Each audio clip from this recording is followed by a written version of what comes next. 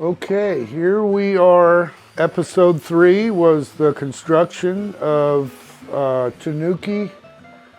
We procured a fabulous piece of wood and a juniper that was catered to, wasn't a great structure or anything, so it lended itself to be married to this wonderful piece of wood. And in my third episode, we mated the juniper to the wood, showed some techniques on how to attach it, and the beginnings of the styling of the tree.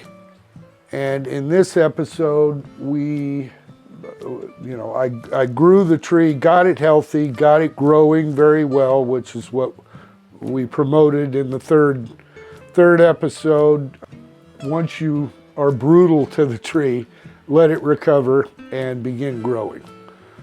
It had achieved that. I'm sure Eric has some pictures of the nice spikes of growth that were on the tree, so it had obviously survived the brutality, if you will. But better than being alive than dead, which this piece of wood was. That's why I like Tanuki. It took literally hundreds of years to grow that piece of wood. And for it to just sit there, rotting away, doing nothing, I think Tanuki is completely legitimate usage in bonsai. A lot of people call it cheating, which it kind of is. I've heard a lot of comments from literally all over the world that as long as you're honest about, telling any of the viewers that it is a Tanuki, it's totally legit. Eric came over and assisted me and did probably more than 65% of the work. He's much quicker at wiring than I am, and a fabulous styler of junipers. I'm getting old. My eyes aren't what they were. It's hard for me to see into the dense clusters of foliage. But we got it done. It took us about, I think, 6-7 hours to get it all wired up. And I think what you're viewing now is something most people would be very okay with viewing in their garden. One thing that I expressed in a former video that I will reiterate: there's no point in going to this much trouble without a spectacular piece of wood. It's bad enough that a Tanuki actual value-wise is so much less, and then to couple that with a poor piece of wood is really the only thing you're really gaining out of it is practice or experience. But that's okay too. I think we came up with a pretty good game plan, and it all went according to plan. I had a pretty good vision for what I wanted to do, and my vision has come to fruition. I hope you're enjoying my works and visionary skills. I live in Marin County in the center of a redwood grove, so I have redwood inspiration all around me, and I have a tree that I've nearing completion on that is actually owned by one of my clients, and I will be delivering that to her house. And one of the redwoods that I had previously sold, I actually bought back. The owner was getting a little tired of the big bills that come with owning a redwood as far as maintenance goes, so he agreed to sell the tree back to me. And me knowing that the almost finished redwood that is going home, I figured I would buy the other one back and it could take the place of that one in my garden, which is a kingpin position.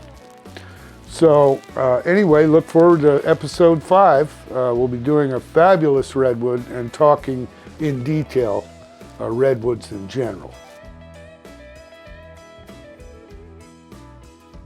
Well, you made a great suggestion to take the trunk, and we guy wired it over that way. It probably moved about that far, which I think was a fabulous suggestion.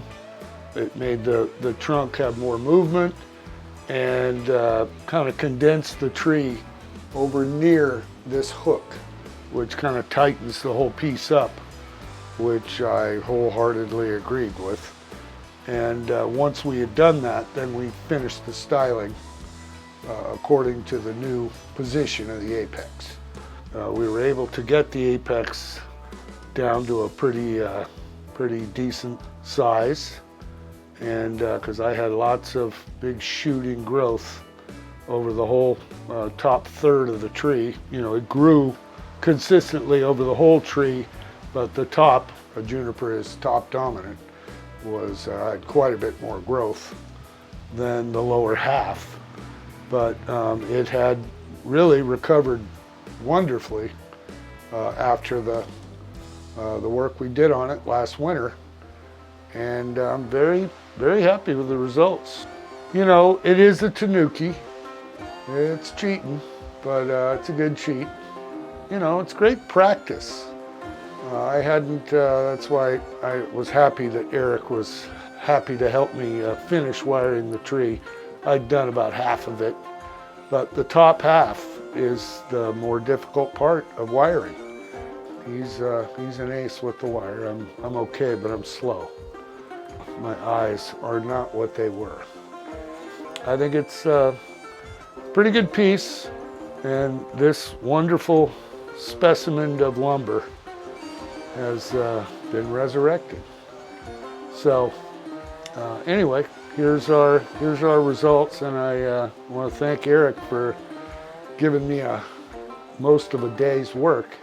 There was a lot of tedious wiring involved, and that's the only way you get a tree looking this good, is with lots of tedious wiring. So for those of you who aren't wiring and you want results of this caliber, it's time to hone your skills and learn to wire.